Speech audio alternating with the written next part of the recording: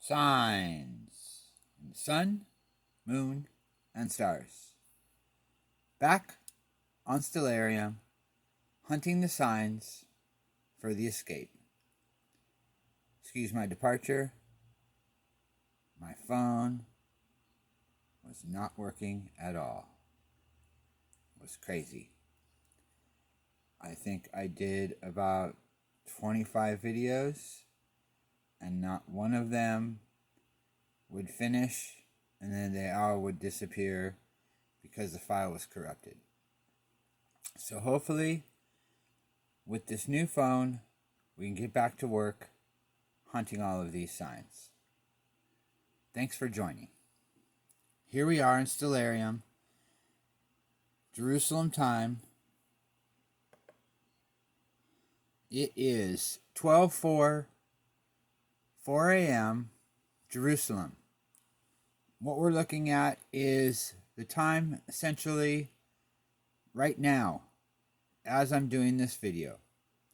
We're looking at live signs in the Shamayim, which is the heavens.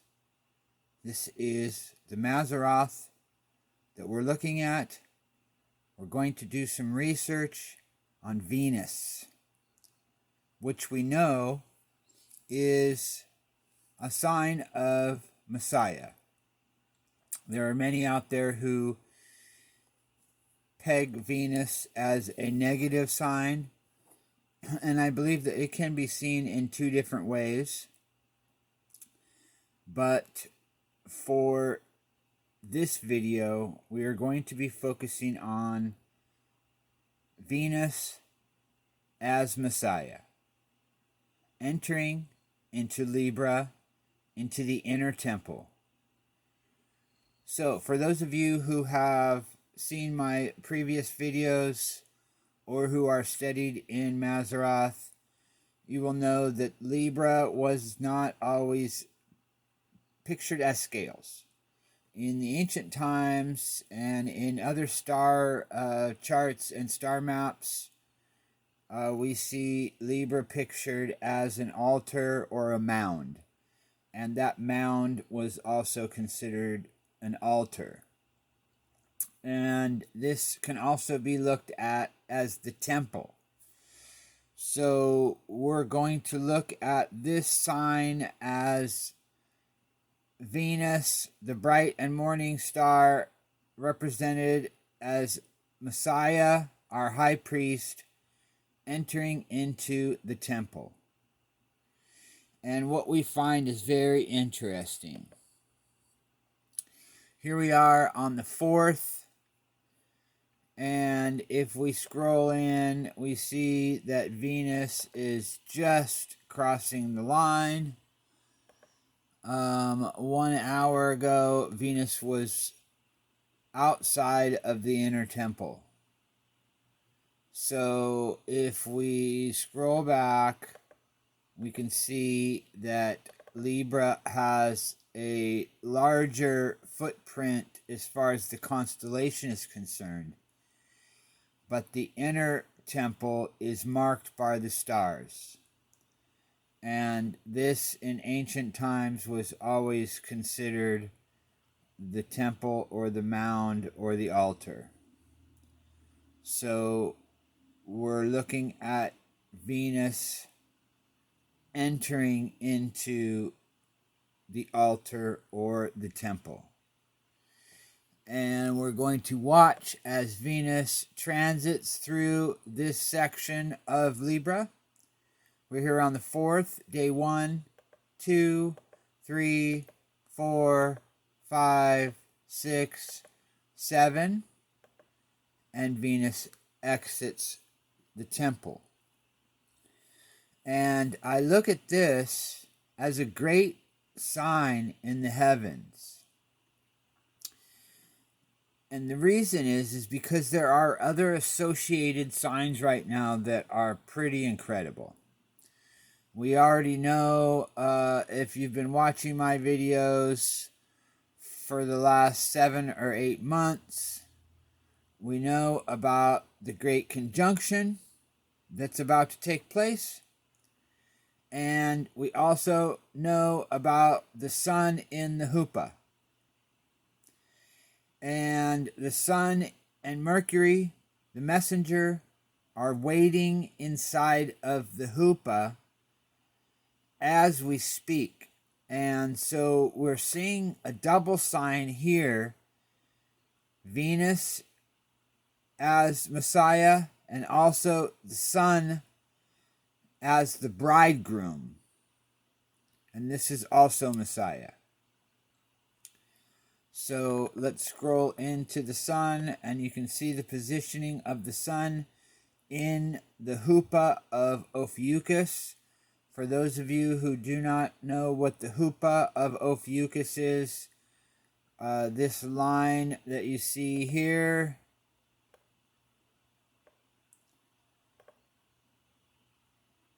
from Sabik down to the knee is one side of the tent. You can see this inner picture of this flap between his legs. It's pictured as a tent. And the other side is here at the end of the claw, going up to Han, which is Zeta Ophiuchi. So this area here is what we would consider as the Hupa. And for those of you who don't know what a Hupa is, it is the protected place, and it is also in the marriage custom where the bride and the bridegroom would go to consummate the marriage. And for those of you who have been watching my videos on the betrothal period, then you'll know that this is a great and mighty sign. This is what I've been waiting for all year. This period of signs. Because we already have the sun in the Hupa waiting for the bride. This is the bridegroom and the witness waiting in the Hupa for his bride in the Father's house. We can consider this the Father's house. Ophiuchus is looked at like the Father. He's the great and mighty one holding back the snake from getting the crown, Corona Borealis. We have Serpens, the snake, with Ophiuchus holding this serpent back from the crown. And at the same time, Ophiuchus is standing on top of Scorpio, keeping Scorpio away from these bodies, which are the planets and the moon coming through, are like signs for us and our harvest. As they come through, they are signs. And the moon coming through is a sign of the bride. And Venus is a sign of Messiah. And the sun is also a sign of Messiah. It's also a dual sign because it can be the sign for the Father. And Mercury is our messenger. He's the witness waiting there in the Hupa as if to witness what is going on in heaven, and also a pointer to what is happening in the heavens. And this is all happening on the edge of the Golden Gate, the Golden River.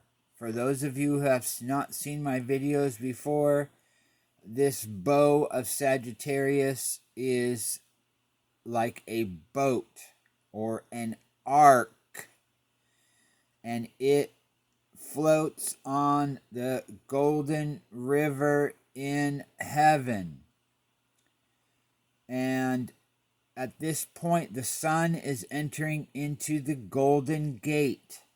This area of the Milky Way is considered the Golden Gate, and it is where the portal time is. And these portal times are when we can expect escape. And these signs that are coming up until the escape are great and mighty. And for those of you who have not seen my video on the betrothal period, you should go back and see those. I'm going to be doing an update soon, but the sun and the moon on December the 25th, the sun and the moon were inside of the ark during the wedding ring eclipse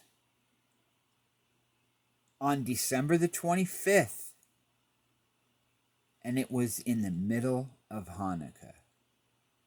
And now we have the sun and the moon about to align at the doorway of the Huppah. Don't miss that. This is the exit where they meet for the eclipse on the 14th. I do not believe there's any other watchmen that are pointing that out. There are lots of watchmen that are pointing to the eclipse, but they're not mentioning what is going on in the heavens. And it's very, very important to be able to understand and put together these pieces. This will help the body of Messiah to understand what we're looking at. The sun is in the Huppah waiting for the bride. And we have a 7-day period where the bright and morning star, Venus, is inside of the inner temple. And I believe that this is a great sign because we have the bride on the day that Venus, the bright and morning star, Christ, Messiah, he's essentially our bridegroom, but the bridegroom is being shown as the sun waiting. And here we have the moon right at the foot of Virgo, coming out of the womb section, and is about to enter into Libra. And this sign is very, very great. It is a marker pointing us to what is about to transpire. Because we have the moon that within days of Venus exiting, the moon enters the day later,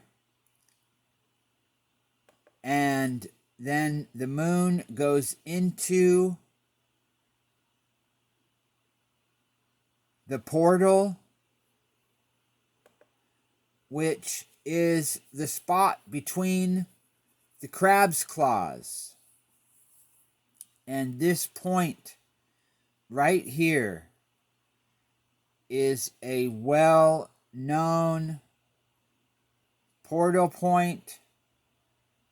I'm going to have to come back and show you some amazing videos now that I'm back up. I've tried multiple times, but I could not get them loaded, and I won't have enough time in this video. But I'm going to have to come back and show you what the significance of this area here between these claws is. And the moon is in between the claws on the 13th. And then we have on the 14th, the moon aligning with Mercury. I mean, we have the moon and Mercury aligning as if to accentuate the message about the bride. And if you see, the sun is right on the border of the edge of the chuppah. And now we're going to watch the moon transition. It's 3 a.m. here.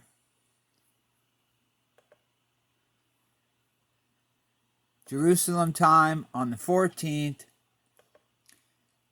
5 a.m., 6 a.m., 7 a.m., 8 a.m., 9 a.m., 10 a.m. And if we try to equate what it looks like where the sun is and where the moon are, where they're exiting together, it's the perfect number for the Father, which is 10:10, Jerusalem time. 10:10, Jerusalem time. 12:14, 2020. The sun and the moon exit the chuppah together. Look at this, family. The messenger or the witness is right there. Venus, as a representation, has entered into the scales, the lower section of Libra. The reason that they put the scales there was because the story of redemption were weighed in the balances. Do we have the faith? Are we looking and watching for our bridegroom? Have we cast the world aside and we've put all of our chips into the kingdom? Or are we sold out to the world and looking for the things of the world? And I'm not saying that you can't work or you can't have things that you are doing in this world to get through. But what I'm saying and pointing out is that the reason a lot will miss the boat or the train or whatever you want to call it is because of their mindset on the world. So place your cares and your hopes in those things that are heavenly, because we are witnessing signs in the heavens that are fantastic. And if you can't see them, it's because you're not looking. Please witness. These two bodies are in a total solar eclipse. 354 days, one full lunar year after the last wedding ring eclipse. Get out your Bibles and read Esther 2 and 12. 6 months of myrrh. On June the 21st, 2020, we had another wedding ring eclipse. Read Esther 2:12. Now we have 6 months of sweet perfumes. December the 14th, 2020 is in the middle of Hanukkah. December the 25th, 2019 was the middle of Hanukkah. Signs in the sun, moon, and stars.